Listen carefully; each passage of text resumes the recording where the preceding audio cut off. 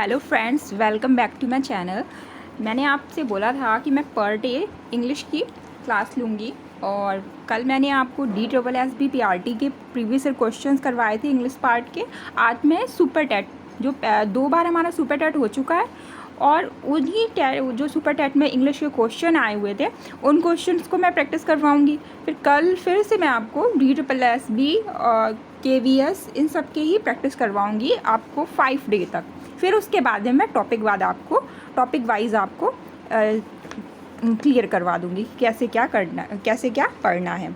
चलिए हम अपना देखते हैं सुपर टेट में आए हुए पहले क्वेश्चंस और उनको हम देखते हैं कि कैसे हमें क्या स्टडी करना है। हमारा फर्स्ट क्वेश्चन है read the comprehension poetry. Actually में फ्रेंड्स, चाहे DSSB हो चाहे सुपर टेट हो, इसमें पैसेज एक आता है। पहले ये पैसेज सिर्फ प्रोज का आता था, लेकिन अब ये पोइट्री के भी पैसेजेस देने लगे हैं। तो ये हमारे सामने एक पैसेज है, पोइट्री का है और उसमें से एक क्वेश्चन पूछा गया है। तो सबसे पहले हम क्या करेंगे कि पैसेज को रीड कर लेंगे। इसके लिए हम एक काम और कर सकते हैं कि जैसे कि हमें जो हमारी 6 to 8 क्लास की इंग्लिश की बुक चल रही हैं, यूपी बोर्ड में हो चाहे NCERT हो, तो उनको हमें क्या करना है, रीड करना है। तो उसमें कुछ पोइट्री होते हैं, कुछ प्रोज होते हैं, उनको रीड करना है और उसके बाद में जो उसमें क्वेश्चन आंसर दिए होते हैं उन क्वेश्चन आंसर को हमें सॉल्व करना है। तो उससे क्या होगा, हमारी पैसेज की प्रैक्टिस हो जाएगी। और ज़्यादातर ये जो सुपर टेट पे क्वेश्चन आए हुए होते हैं वो यूपी बोर्ड की बुक्स के ही पैसेज होते हैं, उन्हीं पैसेजेस में से देते हैं। तो उससे आपकी प्रैक्टिस भी हो जाएगी और आप उससे पहले से जान रहे होगे, तो इस वजह से उसे और अच्छे से सॉल्व कर पाओगे। चलिए हम अपना क्वेश्चन पढ़ते हैं। जो ये पोइट्री का एक पैराग्राफ दिया हुआ है, when I consider how my light is spent. ठीक है, when I consider how my light is spent ere half my days in this dark world and wide and that one talent which is death to hide lost with me unless though my soul more bent। तो इसमें question क्या बोल रहा है कि what is the meaning of word era. इस paragraph में इरा का क्या मतलब है। तो इसमें क्या बोल रहा है, इरा हाल्फ माई डेज। जो इरा है वो क्या बोल रहा है, हाल्फ माई डेज, मेरे दिन का आधा, इन this dark world and wide. ठीक है, एक टाइम की बात कर रहा है। और ये स्टार्ट कैसे हुआ है, व्हेन आई कंसीडर, जब मैं कंसीडर करता हूँ, how my light is spend, कैसे मैं अपनी ऊर्जा को स्पेंड करूँ। ये बोल रहा है पोइट्री में कि कैसे मैं जब मैं कंसीडर करता हूँ कि कैसे मैं अपनी ऊर्जा को स्पेंड करूँ। तो इरा हाफ माई डेज मतलब मेरे आधे दिन के पहले। ठीक है, इरा यहाँ पे किस लिए, टाइम के लिए भी बोला जाता है। हम इंग्लिश में इरा को टाइम के लिए, टाइम पीरियड के लिए भी यूज़ करते हैं, लेकिन यहाँ पे किस लिए हुआ है, पहले के लिए हुआ है। Era half my days in the dark world and wide. कैसा होता है, डार्क वर्ल्ड एंड वाइड मतलब जो संसार है वो बहुत ही अंधेरा और बहुत ही बड़ा दिखाई देता है मेरे दिन के आधे दिन के पहले। ठीक है, एंड दैट वन टैलेंट, और यह मेरा एक टैलेंट है कि which is death to hide, जो क्या करता है, मेरी मृत्यु को छुपा देता है। मतलब मेरा दिन जो आधा दिन जो है वो अंधेरे में रहता है और ये मेरा टैलेंट है कि मैं अपनी लाइफ की प्रॉब्लम्स है उनको भी हाइड कर देता है। लॉट विथ मी अनलेस दो माई सोल मोर बेंट। ठीक है, तो ये पैराग्राफ है, तो इसमें हमें पूरा पैराग्राफ ज़्यादा पढ़ने की ज़रूरत नहीं है, जितना क्वेश्चन बोले उतना ही हमें सॉल्व करना है, क्योंकि हमारे पास एग्ज़ाम में टाइम बहुत कम होता है। और एक्चुअली में फ्रेंड, जब हमारा पहली बार सुपर टेट आया था 2018 में, तो उसमें पता है क्या हुआ था, उसमें हमें ऑप्शंस नहीं दिए हुए थे, बिना ऑप्शंस के हमें क्वेश्चन सॉल्व करने हुए थे, 1 वर्ड थे। तो ये वही है, तो इसमें ऑप्शंस नहीं था, तो हमें 1 वर्ड में इसको सॉल्व करना था। What is the morning of world era. तो इरा का हम क्या वर्ड लिख सकते हैं, बिफोर हम इसका लिखेंगे बिफोर। यहाँ पे इरा का मीनिंग क्या बताया गया है, बिफोर बताया गया है। इरा का मीनिंग जो है यहाँ पे बिफोर बताया गया है। इरा का मीनिंग यहाँ पे बिफोर बताया गया है, बिफोर बताया गया है। तो बिफोर हमारा राइट आंसर होगा। चलिए हम अपना फ्रेंड्स नेक्स्ट क्वेश्चन देखते हैं। नेक्स्ट क्वेश्चन था use the suitable conjunction. Conjunction से रिलेटेड भी क्वेश्चन आते हैं, मैंने आपको कल करवाए थे कंजंक्शंस, प्रीपोजिशन एंड आर्टिकल और वर्ब, इन सब से क्वेश्चंस आते हैं। तो यहाँ पे कंजंक्शंस भरना है। तो क्या उसमें बोला गया है कंजंक्शन कौन से भरते हैं? He was not only. तो कुछ कंजंक्शंस जो होते हैं कोऑर्डिनेट कंजंक्शंस में, कुछ कंजंक्शन होते हैं जो पेयर में आते हैं, ठीक है, जैसे एज, सो, है ना, और neither, neither, neither nor, other और, ये सब कंजंक्शन क्या होते हैं? जो ये पेयर में आते हैं। वैसे ही यहाँ पे और कौन सा कंजंक्शन होता है? एंड कंजंक्शन होता है। तो हमारे दो टाइप के कंजंक्शन होते हैं, एक कोऑर्डिनेट कंजंक्शन, एक सबऑर्डिनेट कंजंक्शन।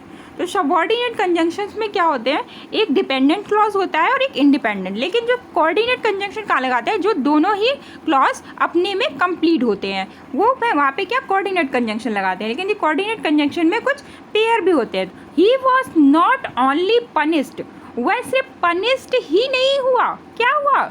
क्या हुआ था उसका? पनिश्ड ही नहीं हुआ, उसके ऊपर फाइन भी लगा दिया। तो नॉट ओनली, आपने एक पढ़ा होगा, क्या आएगा यहाँ पे conjunction?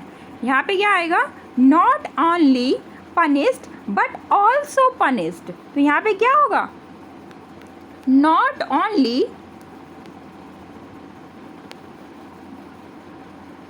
But also, not only punished but also find, ये इसका आंसर होगा। हमारा नेक्स्ट क्वेश्चन क्या है? नेक्स्ट क्वेश्चन हम अपना देखते हैं। It's sweet in the following sentence a part of subject and predicate. तो सब्जेक्ट और प्रेडिकेट ये भी मैंने पढ़ाया है कि सब्जेक्ट, अभी मैंने कुछ नहीं पढ़ाया है, सॉरी, मैं बता रही हूँ कि सब्जेक्ट एंड प्रेडिकेट क्या होता है। जो हमारी सब्जेक्ट होता है उसमें क्या होता है? उस चीज़ की बात हो रही होती है। कोई सेंटेंस है जिसमें उसकी बात हो रही है, किसकी बात हो रही है, वो क्या होगा? हमारा सब्जेक्ट। और क्या बात कही जा रही है वो क्या होता है? हमारा प्रेडिकेट होता है। तो यहाँ पे एक सेंटेंस दिया हुआ है, the mango in the basket are sweet. तो किसकी बात हो रही है? किसकी बात हो रही है? The mango in the basket are sweet. The mango in the basket are sweet. जो मैंगोज हैं वो बास्केट में कैसे हैं? स्वीट हैं। किसकी की बात हो रही है? तो यहाँ पे पूछ रहा है, क्या पूछ रहा है? स्वीट क्या है? सब्जेक्ट है या प्रेडिकेट है? तो बात किसकी हो रही है? मैंगो की। और किस चीज़ की बताया जा रहा है? किसके बारे में बताया जा रहा है? उसकी स्वीटनेस के बारे में बताया जा रहा है। तो यहाँ पे हमारा जो स्वीट होगा वो क्या होगा? वो प्रेडिकेट होगा। वो हमारा क्या होगा? प्रेडिकेट होगा। तो स्वीट हमारा क्या होगा? स्वीट जो है वो हमारा क्या होगा? प्रेडिकेट होगा, प्रेडिकेट। और सब्जेक्ट क्या होगा हमारा? द मैंगो, ये हमारा क्या होगा? सब्जेक्ट होगा, सब्जेक्ट। अब यहाँ पे फ्रेंड्स सब्जेक्ट के भी कई पार्ट्स होते हैं और प्रेडिकेट के भी कई पार्ट्स होते हैं। सब्जेक्ट में हमारा head word, adverb and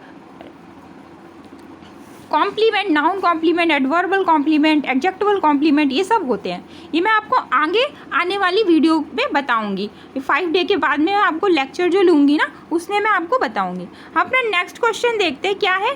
put in the correct pronoun. Pronoun हमें भरना है in the reported speech of the following sentence.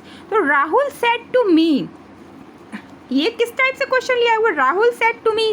तो ये क्या है? इंडायरेक्शन से है और ये किस में लिखा गया है? जो ये वाला सेंटेंस होता है वो क्या होता है? हमारा रिपोर्टेड वर्ब होता है और आगे वाला सेंटेंस क्या होता है? रिपोर्टेड स्पीच होता है, ठीक है। तो क्या बोला? Rahul said to me I work in an office.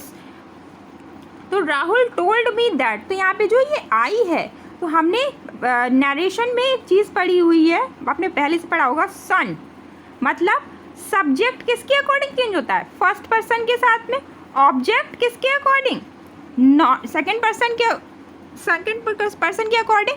और जो बाकी होता है सब्जेक्ट, ऑब्जेक्ट और जो अनदर वर्ड होते हैं, अनदर वर्ड जो होते हैं वो किसके अकॉर्डिंग चेंज होते हैं? थर्ड पर्सन के अकॉर्डिंग चेंज होते हैं, ठीक है। तो सब्जेक्ट हमारा क्या है? राहुल। तो यहाँ पे जो आई है वो किस में कन्वर्ट हो जाएगा? राहुल। जो मैन होते हैं मेल होते हैं, मैस्कुलिन में होते हैं, उनके लिए हम क्या यूज़ करते हैं? ही यूज़ करते हैं। तो यहाँ पे हम क्या लिखेंगे? He. Rahul told me that he worked in an office. तो यहाँ पे क्या होगा? हमारी प्रोनाउन क्या फिल किया जाएगा? ही भरा जाएगा यहाँ पे। ठीक है फ्रेंड्स, हम अपना नेक्स्ट क्वेश्चन देखते हैं। नेक्स्ट क्वेश्चन हमारा क्या है? नेक्स्ट क्वेश्चन हमारा है complete the following sentence with the appropriate article. यहाँ पे आर्टिकल भरना है। आपको मैंने बताया था ना फ्रेंड्स कि आर्टिकल कैसे भरा जाता है। तो आर्टिकल में हमें क्या भरना है? यहाँ पे हमें भरना है यूनिक के अकॉर्डिंग भरना है। क्यों? आर्टिकल हम किसके लिए लगाते हैं? आर्टिकल हमेशा नाउन के पहले आते हैं, ठीक है, और नाउन के लिए ही आते हैं। उसके आगे चाहे वर्ब हो तब भी वो नाउन के लिए ही आते हैं। तो यूनिक के लिए यहाँ पे कौन सा आर्टिकल लगेगा? यूनिक हमारा कैसा वर्ड है? एक काउंटेबल वर्ड है यूनिक। तो यहाँ पे यू आ रहा है, लेकिन साउंड हमारी कैसी है? वर्ड तो हमारा वोवेल दिया हुआ है, लेकिन साउंड कैसी है हमारी? कॉन्सोनेंट है। जो साउंड है वो हमारी कॉन्सोनेंट है। तो यहाँ पे हम क्या भरेंगे? कॉन्सोनेंट के लिए हम क्या लिखते हैं? आ, और वोवेल साउंड के लिए एन। और जो यूनिक है, जो बहुत ही ज़्यादा जिसे हम जानते हैं, पॉपुलर है, उसके लिए हम कौन सा डिफिनेट आर्टिकल हम दा लगाते हैं। तो दा हमारा डिफिनेट आर्टिकल था और ए और एन हमारे क्या थे? इंडिफिनेट आर्टिकल थे। तो यहाँ पे हम क्या लिखेंगे? यू साइंड है, तो यहाँ पे यूनिक के लिए हम आ का यूज़ करेंगे। It is a unique opportunity. ठीक है, तो यहाँ पे ये होगा। नेक्स्ट क्वेश्चन देखते हैं। Read the comprehension. एक हमारा सुपरडेट में पहले पोइट्री का दे दिया था पैसेज, और एक ये प्रोज का दे दिया हुआ है। तो हमें क्या करना है? जल्दी क्वेश्चन को सॉल्व करने के लिए हम क्या करते हैं? अगर छोटे मोटे क्वेश्चन हमें समझ में आ जाते हैं तो हम क्या करते हैं? पहले क्वेश्चन को ही रीड कर लेते हैं। लेकिन अगर उसमें डीपली क्वेश्चन पूछ देता है ना, तो हमें पैसेज रीड करना पड़ता है। तो what did the Leonardo da Vinci design in 1478? मतलब 1478 में विंची ने क्या बनाया था?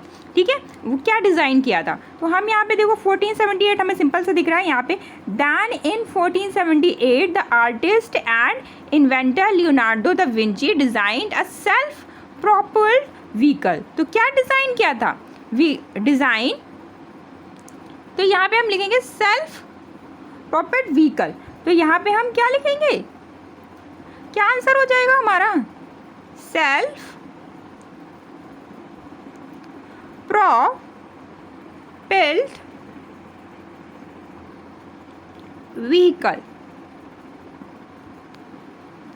व्हीकल। ये हमारा आंसर हो जाएगा। ज़्यादा डीप क्वेश्चन नहीं था तो हमने ऐसे ही लिखा दी। क्या हमारा निकल आया? सेल्फ प्रोपेल्ड व्हीकल उन्होंने निकाला था। तो और उसके बाद में हमारा नेक्स्ट क्वेश्चन क्या है? Right the masculine form. हमारे टैट में, सुपर टैट हो चाहे टैट में भी क्वेश्चन आए थे मैस्कुलिन और फेमिनिन के। तो कुछ क्वेश्चन हमारा इस बार जो यूपी टैट हुआ था उसमें क्या इसका मैस्कुलिन पूछ दिया था उसने। बैचलर हमारा क्या था? बैचलर ये हमारा था मैस्कुलिन। हमें फेमिनिन बताना था कि बैचलर का फेमिनिन क्या होता है। तो वैसे ही ये बी का पूछा हुआ है। तो बी क्या है हमारी? बी हमारी क्या है? फेमिनिन है। तो इसका मस्कुलिन क्या होगा? तो मस्कुलिन बी का क्या होता है? बी का मस्कुलिन होता है फ्रेंड्स ड्रोन होता है। ठीक है, ड्रोन होता है। बी का मस्कुलिन क्या होता है? ड्रोन। और क्या और किसका? गर्ल का क्या होगा? बॉय। ठीक है, बॉय होगा। ये तो बहुत ही सिंपल सा है। गर्ल का बॉय होगा और ड्रोन होगा। और कैसे हम निकाल सकते हैं? और क्या होगा? होस्ट का क्या होगा? होस्ट का होस्टेसेस होगा। ठीक है, होस्टेसेस होगा। और क्या होगा? और प्रिंसिपल का प्रिंसिपल ही होता है। ठीक है, तो ये क्या होता है? ये हमारे क्या मैस्कुलिन और फेमिनिन से पूछ लिए जाते हैं। तो बी का क्या होता है? ड्रोन होता है। और विजार्ड का क्या होता है? विजार्ड का विट्च होता है। विजार्ड का क्या होता है? विट्च होता है। ठीक है, विजार्ड का विट्च होता है। नेक्स्ट क्वेश्चन हम अपना देखते हैं। 28 क्वेश्चन हमारा क्या है? 28 क्वेश्चन है कंप्लीट द फॉलोइंग सेंटेंस। यहाँ पे हमें क्या करना है? सेंटेंस को कंप्लीट करना है। देखेंगे यहाँ पे क्या होगा, द सोल्जर फाइट, ठीक है। तो इसमें किसके लिए बोला? द सोल्जर फाइट करेज, ठीक है। तो क्या बोल रहा है यहाँ पे? ये क्या है? द सोल्जर हमारा क्या हो गया? नाउन हो गया। फाइट क्या बोल दिया? फाइट वो क्या है? हमारा वर्ब है। और हमें क्या भरना है? एडजेक्टिव यहाँ पे फिल करना है। तो यहाँ पे क्या होगा? एडजेक्टिव भरना है, क्या भरना है? कंजंक्शन भरना है, ठीक है। तो कंजंक्शन नहीं भरना है, यहाँ पे हमें क्या भरनी है? प्रीपोजिशन भरनी है। प्रीपोजिशंस किसके साथ में आती हैं? ऑब्जेक्ट के साथ में और सब्जेक्ट के साथ में आती हैं, ठीक है। करेज, और करेज क्या है? नाउन के साथ में आती हैं प्रीपोजिशंस, ठीक है। तो यहाँ पे हम क्या लिखेंगे? प्रीपोजिशन आएगी, the soldier fight, the soldier fight courage. क्या होगा? उसने फाइट की कैसे? करेज के साथ में। तो यहाँ पे कौन सी कंजंक्शन यूज होगी? विथ। कौन सी प्रीपोजिशन यूज होगी? हमारी विथ प्रीपोजिशन यूज होगी। विथ किसके साथ में लगेगा? करेज के साथ में। और किसके साथ में? ब्रेवरी के साथ में। ब्रेवरी के साथ में भी हमारा क्या लगता है? ब्रेवरी के साथ में भी हमारा विथ लगता है। तो यहाँ पे क्या होगा? With. The soldier fight with करेज, ठीक है। अब हम अपना नेक्स्ट क्वेश्चन देखते हैं। Identify the voice in the following sentence. अब हमें बताना है कि कौन सी वॉइस में ये सेंटेंस लिखा है। हमारे वॉइस कितने होते हैं? वॉइस 2 टाइप्स के होते हैं, एक एक्टिव होता है और दूसरा पैसिव होता है, ठीक है। एक एक्टिव होता है और दूसरा पैसिव होता है। तो एक्टिव कौन सा सेंटेंस होता है, पैसिव कौन सा होता है? पैसिव क्या होता है? जिसमें जो सब्जेक्ट होता है ना, वो वही कार्य कर रहा होता है। लेकिन जो पैसिव में क्या होता है? उसमें ऑब्जेक्ट के थ्रू वो वर्क हो रहा होता है। तो यहाँ पे एक्टिव में ऑब्जेक्ट नहीं होता, लेकिन पैसिव में ऑब्जेक्ट होता है, वर्ब की थर्ड फॉर्म होती है और बाय होता है, ये सब चीज़ें होती हैं। लेकिन यहाँ पे हमें क्या लिखता है? Alexander Graham Bell invented the telephone. यहाँ पे क्या है? अलेक्जेंडर ग्राम बेल ने क्या इन्वेंट किया था? टेलीफोन इन्वेंट किया था। तो ये क्या है? सिंपल सी बात कही गई है। और कौन कह रहा है? सब्जेक्ट ही कर रहा है, उसमें कोई ऑब्जेक्ट नहीं है। तो ये कौन सी वॉइस है? ये हमारी एक्टिव वॉइस है। कौन सी वॉइस है हमारी? ये एक्टिव वॉइस है। ये एक्टिव वॉइस है। अगर इसको पैसिव वॉइस में बनाना होता तो हम क्या करते? अगर इसको पैसिव वॉइस में बनाना होता तो हम क्या करते बताओ? तो हम क्या लेते? द टेलीफोन, ये कौन सी फॉर्म है? इन्वेंटेड, पास्ट में है, तो यहाँ पे क्या लिखते? The telephone was invented by Alexander Graham Bell, ठीक है। तो यहाँ पे क्या होता? हम ऑब्जेक्ट उठाते पहले, द टेलीफोन, फिर उसके बाद में हम क्या लिखते हैं? अपनी वर्ब लिखते हैं। द टेलीफोन वॉज, टेलीफोन क्या है हमारा? सिंगुलर है, तो वॉज लिखेंगे, वॉज। फिर वर्ब की थर्ड फॉर्म ही यहाँ पे लगती है। इन्वेंटेड, पैसिव में थर्ड फॉर्म ही लगती है। The telephone was invented by Alexander, ठीक है। अलेक्जेंडर ग्राम बेल, उनका नाम है ना अलेक्जेंडर ग्राम बेल। तो ये कौन सी वॉइस में लिखा गया है? ये क्वेश्चन हमारी जो है ये एक्टिव वॉइस में है, एक्टिव वॉइस में है, ठीक है। नेक्स्ट क्वेश्चन देखते हैं। Mention a common suitable prefix to following word. हमारे 2 होते हैं ना, जैसे हम हिंदी में पढ़ते हैं प्रत्यय एंड उपसर्ग, वैसे ही हमारे इंग्लिश में क्या होते हैं? एक होता है suffix and prefix, suffix and prefix. तो जो हमारा सफिक्स क्या होता है? सफिक्स जो होता है किसी वर्ड के लास्ट में जुड़ता है, ठीक है। और प्री मतलब ये हम समझ लेते हैं पहला। तो प्री कैसा होता है? जो पहले जुड़ता है, ठीक है। जैसे उपसर्ग होता है ना, उपसर्ग को ही हम प्रीफिक्स बोलते हैं, और सफिक्स से प्रत्यय को बोलते हैं। मतलब किसी वर्ड के पहले कोई वर्ड जुड़ जाए तो वो क्या होगा? प्रीफिक्स। जैसे राइट में कौन सा वर्ड जुड़ सकता है? कौन सी प्रीफिक्स इसमें जुड़ सकती है? तो इसमें प्रीफिक्स हमारी जुड़ सकती है री। कौन सी?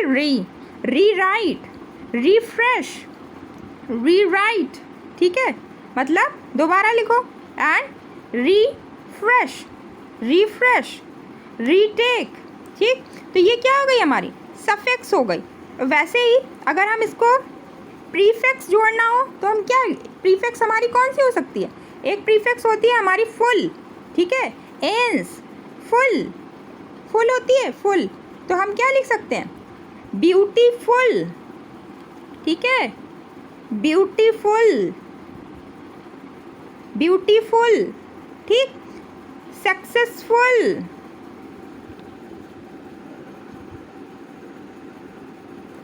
Successful, beautiful, successful, wonderful. तो ये क्या हमारी, ये क्या हो गई, ये हमारी सफिक्स हो गई, ठीक है, और री हमारी क्या हो गई, प्रीफिक्स हो गई। तो ये हम पूछ रहा है कि राइट, फ्रेश और टेक में कौन क्या सफिक्स कौन सी, प्रीफिक्स कौन सी जुड़ेगी, तो प्रीफिक्स हमारी जुड़ेगी कौन सी, री, री।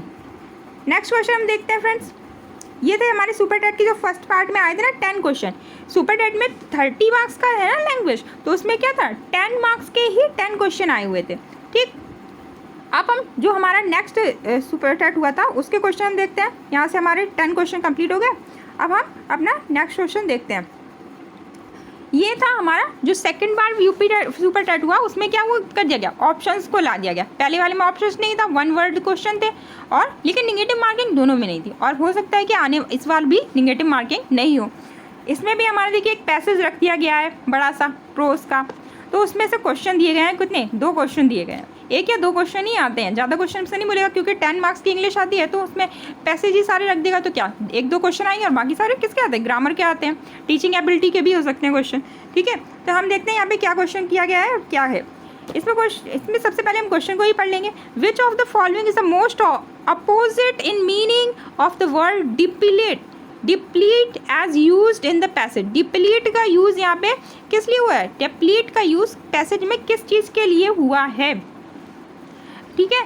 तो यहाँ पे देखें क्या है, थोड़ा सा पढ़ लेते हैं। ये वर्ड कहाँ है, ऐसे ढूंढते हैं तो नहीं मिलेगा। क्या बोलता है, पॉवर्टी इज क्रूल, क्या है, गरीबी क्या है, क्रूल है, but it is curable. The only known cure is economic pragmatism instead of worldly ideology. In the field of economy, the tree of ideology has never bore any fruit. ये वाला word देखेंगे कहाँ पे है, deplete, deplete, deplete, deplete, और deplete word यहाँ पे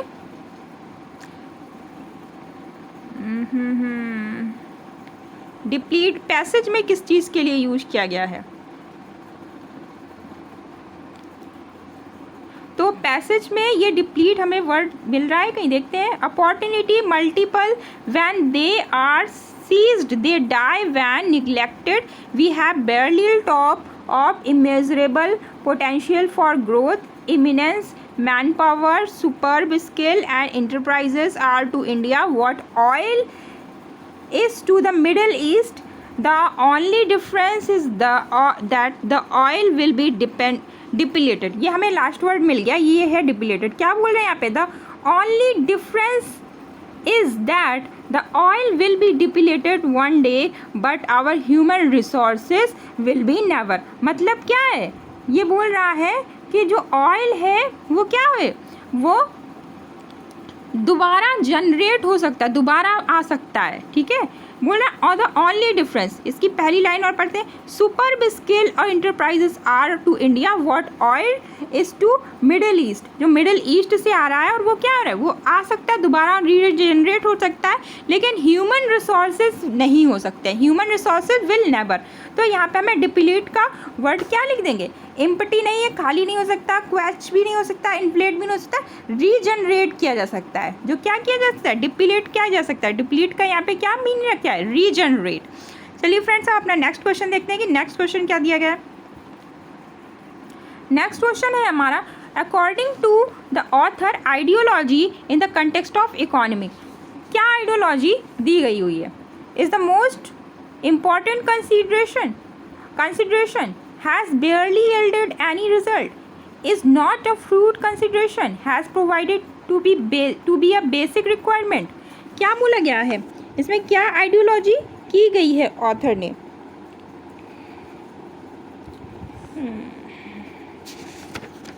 क्या आइडियोलॉजी की है, तो हैज़ बेयरली यील्डेड एनी रिजल्ट। क्या है आइडियोलॉजी उसकी, क्या बताई है, तो ये क्वेश्चन थोड़ा डीप से है, तो इसका आंसर क्या होगा, has barely yield any result. मतलब एक बार पैसेज हम दोबारा रीड कर लेंगे, देखते हैं पैसेज क्या है। क्रूएबल है,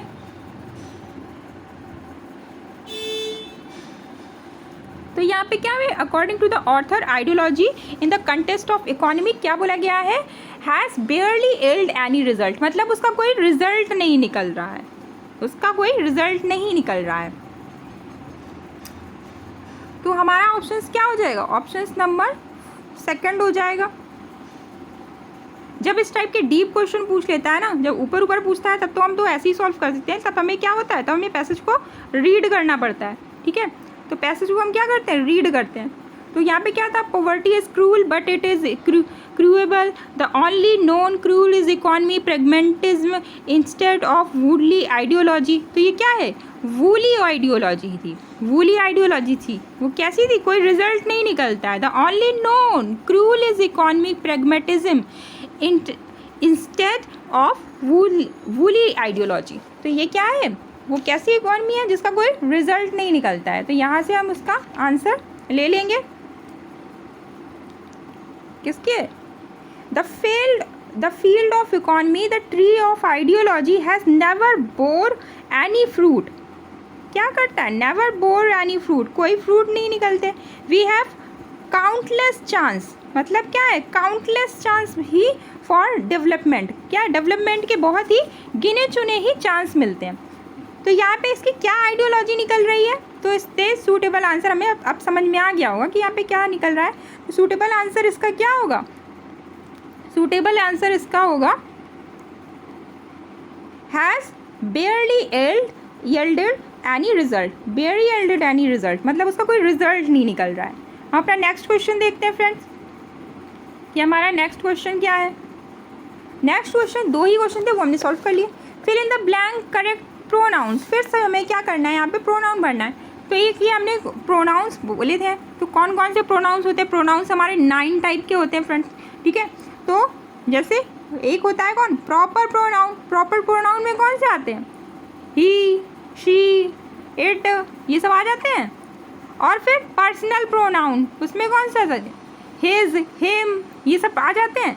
लेकिन ऑन के साथ में कौन सा प्रोनाउन आता है, ऑन के साथ में हमारा कौन सा प्रोनाउन आता है, हिज आएगा। ऑन के लिए हिज तो आएगा नहीं, हर भी नहीं आएगा, माई भी नहीं आएगा, लेकिन कौन सा आ सकता है, ऑन के लिए हमारा कौन सा प्रोनाउन आता है, ऑन्स, ऑन्स प्रोनाउन आता है। ऑन के साथ में कौन सा पर्सनल प्रोनाउन आता है, ऑन के लिए कौन सा आता है, ऑन के लिए आता है ऑन्स। अगर यहाँ पे ही होता तो उसके लिए कौन सा पर्सनल प्रोनाउन आता, हिज। एज अ ऑब्जेक्ट क्या लिखते हैं उसको, हिम, ठीक है। और हर होता, शी होता, शी होता तो उसके लिए कौन सा आता, हर, ठीक है। और वी होता तो वी का लिए पर्सनल प्रोनाउन कौन सा है, वी का पर्सनल प्रोनाउन है अस, ये होते हैं ना पर्सनल प्रोनाउन। तो यहाँ पे कौन सा पर्सनल प्रोनाउन निकल रहा है, यहाँ पे इसका आएगा ऑन का ऑन्स।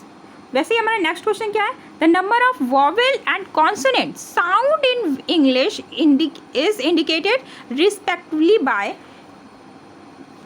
तो क्या है, हमारी इंग्लिश लैंग्वेज में लेटर कितने होते हैं, 26 लेटर होते हैं, जिसमें से हमारे 5 वॉवेल होते हैं और हमारे 21 क्या होते हैं, कॉन्सोनेंट होते हैं। लेकिन इंग्लिश में ये क्या पूछ रहा है, साउंड कितनी होती हैं। तो वॉवेल जो है 5, बट इसके साउंड कितनी है इंग्लिश लैंग्वेज में, 20, एंड कॉन्सोनेंट कितने हैं, 21, और इसकी साउंड कितनी है, 24। तो कितना हो गया, 44 हमारे साउंड है इंग्लिश लैंग्वेज में। क्या है, 44 हमारे साउंड है इंग्लिश लैंग्वेज में, 44 साउंड है, ठीक है, जिसमें 20 किसके हैं, वॉवेल के हैं, और 24 क्या है, कॉन्सोनेंट के हैं। वॉवेल कितने हैं, 5 हैं, और कॉन्सोनेंट कितने हैं, 21 है। लेटर कितने हैं, 26 हैं, और साउंड कितने हैं, साउंड कितने, 44 हैं, ठीक है। तो यहाँ पे हमारा कौन सा ऑप्शन राइट होगा, यहाँ पे हमारा ऑप्शन नंबर 4 राइट होगा, ठीक है, ऑप्शन नंबर 4 राइट होगा हमारा, ठीक है। अब हम अपना नेक्स्ट क्वेश्चन देखते हैं फ्रेंड्स। नेक्स्ट क्वेश्चन क्या है, identify the direct narration of the given sentence. अब हमें क्या करना है, ये एक सेंटेंस दिया हुआ है तो हमें क्या करना है, इसको नरेट करना है। Atul informed his friend that he could make us of his bike while he was away. तो इसको हम सबसे पहले ईजिली हमें क्या होता है कि अतुल क्या बोला, इन्फॉर्म्ड हिज फ्रेंड, तो हिज के लिए हमारा क्या होगा, सेट लगा होगा, तो ये तो लगा ही है, सभी में लगा है हिज फ्रेंड। लेकिन क्या है, ही क्या है हमारा, यहाँ पे सेकंड पर्सन है, और हमने पढ़ा है क्या पढ़ा है हमने, सन पढ़ा है, ठीक है, सब्जेक्ट के अकॉर्डिंग, और सेकंड पर्सन किसके, ऑब्जेक्ट के अकॉर्डिंग चेंज होता है, ठीक है। तो ऑब्जेक्ट क्या है यहाँ पे, फ्रेंड है, तो फ्रेंड के लिए क्या करेंगे, हिज फ्रेंड, तो यहाँ पे कौन सा आएगा, यहाँ पे क्या आया है, यू आया है, यू तो होगा, हाँ यू तो होगा, विल नहीं होगा, क्योंकि क्या है यहाँ पे, विल कोई है, विल तो यहाँ पे है नहीं, फ्यूचर की तो बात ही नहीं हुई है, तो यहाँ पे क्या होगा, ऑप्शन यू, ये फर्स्ट में दिया हुआ है और थर्ड में दिया हुआ है यू, लेकिन हम देखेंगे यहाँ पे कुड दिया हुआ है, तो कुड का ये पास्ट में है और हमें इसका प्रेजेंट में, जो पार्ट ऑफ स्पीच की, नरेशन की, रिपोर्टिंग स्पीच की टेंस होता है, वही हमें रिपोर्टिंग वर्ब का भी टेंस रहना है। तो यहाँ पे क्या है, सेड है, Atul said to his friend, लेकिन यहाँ पे क्या है, ये वाली हमें प्रेजेंट में रखनी है, यहाँ पे कुड लिया है, कुड हो गया है, क्योंकि ये यहाँ पे पास्ट था, तो कुड के लिए यहाँ पे क्या यूज़ करेंगे, कैन यूज़ करेंगे। Atul said to his friend you can make use of my bike well I am away, तो हमारा ऑप्शन नंबर कौन सा, थर्ड राइट होगा, ठीक है, क्योंकि यहाँ पे इन्फॉर्म्ड के लिए हमने क्या कर दिया, इन्फॉर्म्ड हिज फ्रेंड के लिए हमने क्या कर दिया, सेड कर दिया, ठीक। अगर ये आस्क्ड होता तब भी हम सेड लिखते, ठीक, तो यहाँ पे सेड हो गया। फिर उसके बाद में हमने क्या किया, हमारा जो ये सेकंड पर्सन था कौन था, हिज फ्रेंड की बात हो रही थी, हिज, तो हमने क्या कर दिया, यहाँ पे हिज फ्रेंड, हिज की बात हो रही थी ना, हिज, तो अनदर सेकंड पर्सन ऑब्जेक्ट के अकॉर्डिंग चेंज हुआ, तो हिज के अकॉर्डिंग क्या यू चेंज हो गया, यू आ गया, यू कैन मेक, यू रख दिया, और कुड की जगह पे यहाँ पे क्या रख दिया, कैन रख दिया। हम आपको नरेशन भी पढ़ाएंगे तब उसमें बताएंगे। अब हम नेक्स्ट क्वेश्चन देखते हैं, हमारा क्या है, identify the part of speech, हमें बताना है क्या है, अंडरलाइन वर्ड बताना है कि पार्ट ऑफ स्पीच इसमें क्या है। He is intelligent enough to solve this sum, वह इंटेलिजेंट है, वह बहुत ही इंटेलिजेंट का, बहुत ही उस चीज़ में सक्षम है, उस चीज़ के लिए बिल्कुल सक्षम है, उस क्वेश्चन को सॉल्व कर दिया, इस वजह से ये बोले उस क्वेश्चन को सॉल्व करने के लिए वो बहुत ही ज़्यादा सक्षम है। तो हम क्या लेंगे, he is intelligent enough to solve this sum, तो यहाँ पे इनफ क्या है, हमारा जो इनफ है वो हमारा क्या है, एडजेक्टिव है, और इंटेलिजेंट क्या है हमारा, नाउन है। तो हमेशा नाउन की विशेषता कौन बताता है, नाउन, और प्रोनाउन की विशेषता हमारी बताता है एडजेक्टिव, और जो एज अ एडजेक्टिव का भी यूज़ हो और वर्ब को डिफाइन कर दे वो कौन होता है हमारा, एडवर्ब। तो हमारे यहाँ पे क्या होगा, इनफ क्या है हमारा, एडजेक्टिव, प्रीपोजिशन ये नहीं है, नाउन नहीं है, एडवर्ब नहीं है, ये क्या है, एडजेक्टिव है। हम अपना नेक्स्ट क्वेश्चन देखते हैं, find out the subject of the sentence, हमें क्या बताना है, सब्जेक्ट बताना है, जैसे हमने बोला था ना सब्जेक्ट एंड प्रेडिकेट, तो हमें यहाँ पे क्या सब्जेक्ट बताना है।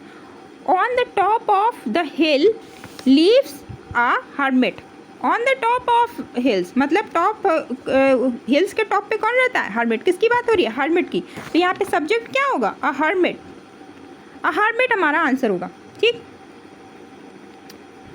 नेक्स्ट क्वेश्चन देखते हैं friends, in the following sentence change the verb to past tense, he, तो हमें क्या, इसकी वर्ब को किस में चेंज करना है, इसकी वर्ब को हमें पास्ट में चेंज करना है, वर्ब को पास्ट में चेंज करना है, तो हमें इसमें वर्ब क्या दिख रही है, she hides her face for shame, मतलब शर्म से वो अपना चेहरा छुपा रही है, तो यहाँ पे क्या है, वर्ब क्या है, हाइड्स है, तो हाइड्स में क्या ये प्रेजेंट की है, सिंपल प्रेजेंट में ऐसे आई एस लगाते हैं, मैंने बताया था ना, सिंपल प्रेजेंट में क्या लगता है, ऐसे आई एस लगता है, ये मैंने कल टेंस पढ़ाया था, उसमें बोला था अफर्मेटिव सेंटेंस में, और क्या निगेटिव और इंट्रोगेटिव में क्या लगता है, डू एंड डज लगता है, डू एंड डज लगता है, लेकिन यहाँ पे क्या है, हाइट्स है, तो इसका पास्ट बताना है, तो हाइट्स की पास्ट क्या होता है, हाइट्स का जैसे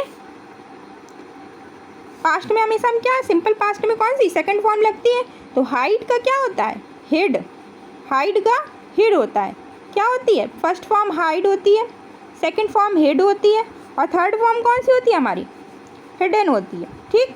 तो यहाँ पे कौन सा हिड होगा। नेक्स्ट क्वेश्चन देखते हैं, identify the type of sentence. हमें पूछा ये सेंटेंस का टाइप कौन है। हमें पता है फ्रेंड्स कि हमारे सेंटेंस कितने टाइप्स के होते हैं, 5 टाइप्स के होते हैं। कौन कौन से होते हैं, एक्सक्लामेटरी, ऑपिटेटिव और कौन से होते हैं, निगेटिव, अफर्मेटिव, इंट्रोगेटिव, इस टाइप के होते हैं ना सेंटेंस। तो कौन से होते हैं, इम्पेरेटिव सेंटेंस होते हैं, डिक्लेरेटिव होते हैं, इंट्रोगेटिव होते हैं। ये कौन सा सेंटेंस है जिसमें एक्सक्लामेटरी साइन हो, उसे ही हम बोलते हैं एक्सक्लामेटरी सेंटेंस। इम्पेरेटिव सेंटेंस में क्या होते हैं, इम्पेरेटिव सेंटेंस में प्लीज़, ठीक है, सॉरो, इस टाइप के वर्ड होते हैं, ठीक है। इंट्रोगेटिव में कैसे क्वेश्चन होते हैं, क्वेश्चन टाइप के होते हैं। और डिक्लेरेटिव में सिंपल वाले टेंस होते हैं, सिंपल वाले सेंटेंस होते हैं, उसमें डिक्लेरेटिव होता है। एक्सक्लेमेट और ऑपिटेटिव में क्या होता है, वॉइस होती है, जैसे लिखे ऊ आ, ठीक है, अल्लास, इस टाइप के। अल्लास किस में आता है, ये एक्सक्लेमेटरी में आती है, लेकिन ऑपिटेटिव में क्या होती है, वॉइस होती है, साउंड होती है। तो हमें यहाँ पे क्या एक्सक्लेमेटरी साइन दिख रहा है, यहाँ पे एक्सक्लेमेटरी साइन होता है हमारा। तो यहाँ पे कौन सा सेंटेंस है, ये एक्सक्लेमेटरी सेंटेंस है ये, ठीक। अब हम देखते हैं अपना next question, last question, which of the following sentence is correct. हमें बताना है कि यहाँ पे करेक्ट क्या है। तो यहाँ पे हमें फ्रेंड्स एक चीज़, बहुत ही यूनिक चीज़ दिख रही है, बहुत ही सिंपल है। देखो ही के साथ में इज लगा हुआ है, सही है, ठीक। लेकिन यहाँ पे देखो किसकी कौन सी करेक्शन यहाँ पे देख रहा है, सिंपल सामने आर्टिकल का करेक्शन कुछ दिख रहा है। यहाँ पे क्या लगा हुआ है, यूरोपियन। अरे हमने तो पढ़ा था ना कि एन आर्टिकल किसके साथ में लगता है, ये वॉवेल साउंड के साथ में लगता है ना, वॉवेल साउंड हो। लेकिन यहाँ पे क्या है, यूरोपियन, यू का साइन आ रहा है, तो ये तो यहाँ पे गलत है, ठीक, ये तो गलत है। दूसरा रुपी, क्या है, ओके रुपी, 1 रुपी, 1 है तो साउंड वॉवेल, लेकिन साउंड क्या है, 1 की, 1 का आ रहा है ना, वी का साउंड आ रहा है, तो वी के साथ में एन लगा है, ये भी गलत है हमारा। और हम देखते हैं आई डोनेट एन यूनिट, यू आ रहा है, तो यू के साथ में एन लगा है, ये भी गलत है। लेकिन एन एफ आई आर, ये क्या होता है, इसको क्या बोलते हैं, ए फा ई, एफ आई होता है ना, आर ये होता है ना, साउंड किसकी आ रही है, ए की आ रही है, तो इसके साथ में तो सही लगा। तो हमारा ऑप्शन नंबर 4 क्या होगा, राइट होगा, ठीक। ऑप्शन नंबर हमारा 4 क्या होगा, राइट होगा। इसी तरह हमारे फ्रेंड्स आज के 20 क्वेश्चन कंप्लीट होते हैं। ये क्वेश्चन 2 थे, ये प्रीवियस और सुपर टेट में दोनों साल में जो क्वेश्चन आए हुए थे वो सारे क्वेश्चन थे 10-10। नेक्स्ट वीडियो में मैं आपको DSSB and UP TET and KVS तीनों के क्वेश्चंस कुछ मिक्स करके आपको बताऊंगी। 5 डे तक ये क्लासेस चलेंगी प्रैक्टिस क्वेश्चन की, और हम अपने 10 डे में क्या कर देंगे, 5 डे में मैं आपको क्वेश्चन प्रैक्टिस करवा रही हूँ, ये उस ताकि हमें पता चल सके कि क्या क्या पढ़ना है।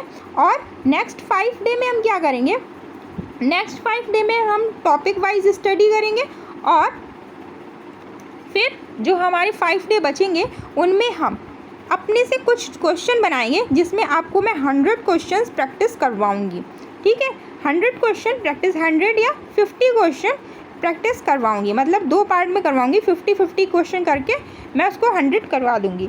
और जिसमें क्वेश्चन और भी एग्ज़ाम्स के होंगे, सारे प्रीवियस ईयर एग्ज़ाम्स के होंगे, क्योंकि ज़्यादातर कॉम्पिटिटिव एग्ज़ाम में न्यू क्वेश्चंस नहीं फॉर्म होते हैं, वो पुराने क्वेश्चंस को ही रिन्यू कर करके लाते हैं, ठीक है फ्रेंड्स। नेक्स्ट डे आपको मैं फिर से अगली वीडियो के लिए रेडी रहिएगा। अच्छी लगी हो वीडियो तो please like and subscribe and देखते रहिए। मैं आपको सिलेबस ज़रूर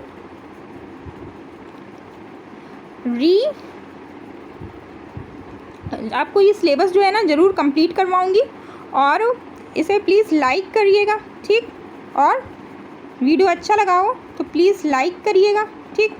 और क्या होगा, सब्सक्राइब भी कर लीजिएगा अगर अच्छा लगे, क्योंकि मैं आपके यूज़फुल के लिए ये वीडियो बना रही हूँ, और ये मुझे लग रहा है कि आपके लिए बहुत ज़्यादा बेनिफिशियल होगा। और thank you, please like subscribe friends.